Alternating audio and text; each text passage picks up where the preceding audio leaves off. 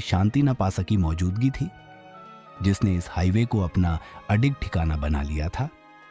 और जैसे ही वह तेजी से हाईवे पर आगे बढ़ा, हवा में फुसफुसाहटें और हौले हौले कदमों की आवाजें सुनाई देने लगीं, जो उसके कानों में गूंजती और उसकी हड्डियों तक सिहरन पहुंचा रही थीं।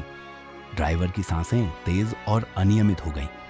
दिल में डर ने ऐसा दबाव बना दिया कि उसे लगा जैसे वह किसी और दुनिया में फंस गया है, और उसकी आंखें लगातार पीछे की सीट पर टिक गईं, जहां अब यात्री धीरे धीरे अपने आप को बढ़ाता और उसकी आकृति और भी डरावनी होती जा रही थी।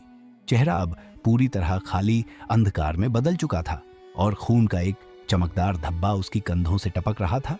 और हवा में अचानक एक ठंडी लहर चली, जो ड्राइवर के पूरे शरीर को जकड़ कर रख दी।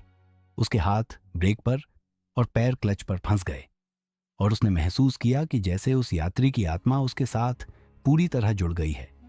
उसकी आंखें डर के मारे फैल गईं। वह चीखने की कोशिश करता है, लेकिन आवाज गले में अटक जाती है।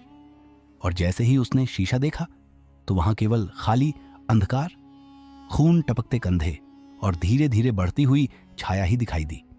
और वह समझ गया कि यह रात का यात्री केवल एक चेतावनी नहीं, बल्कि एक दंडात्मक आत्मा है, जो अपने अतीत की अधूरी ख्वाहिशों और दर्द के कारण यात्रियों के डर के माध्यम से अपनी मौजूदगी महसूस कराती है।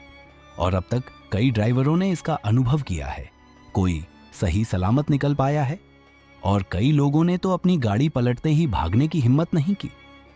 यह यात्री हमेशा अंधेरे में सुनसान हाईवे पर सफेद कपड़ों में खड़ा दिखता है, हाथ हिलाता है, और जैसे ही गाड़ी उसे ले जाती, वह गायब हो जाता, और पीछे केवल अंधकार, खून और भय का अनुभव रह जाता है, जो देखने वाले के मन और रूह पर हमेशा के लिए छाप छोड़ देता है।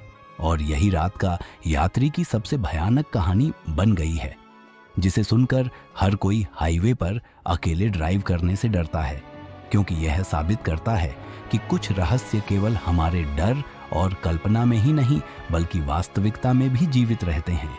और यह रात के सफर को हमेशा डरावना और अनिश्चित बना देते हैं।